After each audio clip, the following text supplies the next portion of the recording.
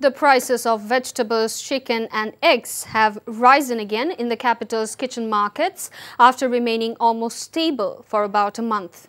Vegetable prices have increased by Taka 10 to 20 per kg, while broiler chicken has become dearer by Taka 10 per kg and Sonali chicken by Taka 10 to 20 per kg. The price of dozen brown eggs has soared by Taka 5 to 10. Vegetable traders attributed the price increase to incessant rain and a shortage of supply.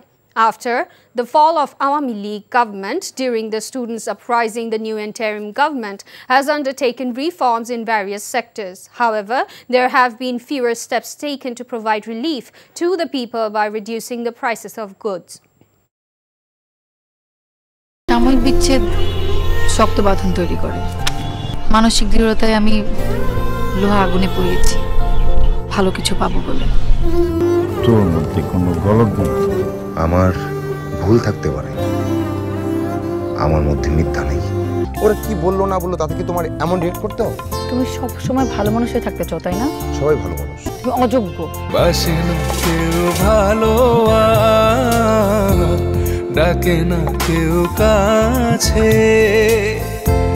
তোমায় মনে করার কারণ খুব আছে।